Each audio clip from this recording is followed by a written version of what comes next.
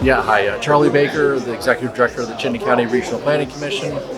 In terms of what needs to be in this plan, I really hope it focuses on kind of the whole range of actions that can be taken to help with conservation. I'm hoping to follow up more on what the Farmland Trust talked about, the third option in terms of the trend, which is, I can't remember if it was denser cities or better cities. And I think that's where we're trying to go to in Vermont, because we're going to balance the conservation and the need for housing. So I'm hoping we get to that balance by the end of this. I'm Zaka, the Vermont Forest Products Association, and I think the most important part of this process, as we're looking at how we're going to conserve lands across Vermont, is that we keep working land working, and that means making sure that how we conserve and how we recognize conservation, make sure that our farmland and our forest lands remains accessible for the underlying purpose of silviculture and farming and food, and that can't get lost in the process, and things can't be frozen in time, and that we need to be looking not just to preserve the past, but also move towards the future. Hi, I'm Joellen. I'm the Forest Legacy Conservation Forester with Vermont Forest Parks and Recreation, and I love land conservation because it provides people with the opportunity to keep their forests and provide great recreational opportunity for the public.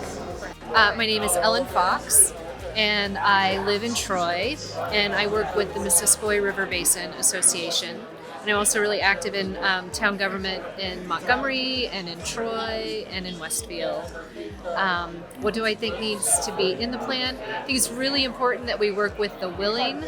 I know it's the spatial distribution is important of where we conserve lands, but my experience is that we need to start in communities that are really still stuck in the not in my backyard idea and find new folks who have moved to those communities to get some momentum going.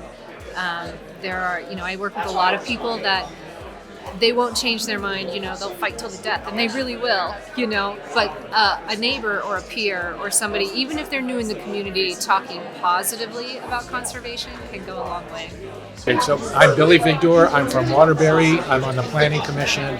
And I think the plan needs to really protect our forests and our connectivity blocks. I think that'd be probably the most important things that we could do.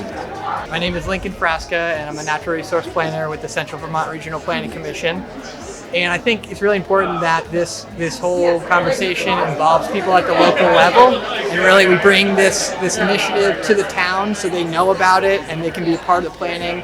And it's not just state, or regional involvement, but it's really the people like Billy who are on the commissions who can make the change in their town.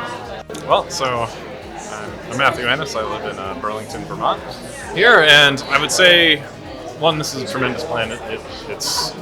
I can see how much work has already been put into it, but for me, when I think about the future of the state, I'm interested in kind of local consumption and kind of local food security. I know Vermont scores well in those metrics against other states, but I think that's just something I hope to see in the plan as part of it. Just kind of like, because we're talking local, and I want to make sure that we're reinvesting in local, and that's Vermont is being able to utilize its local resources.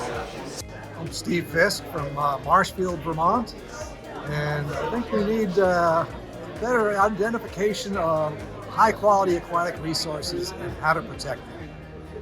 Maybe using the state's classification system, water quality classification system. Thank you.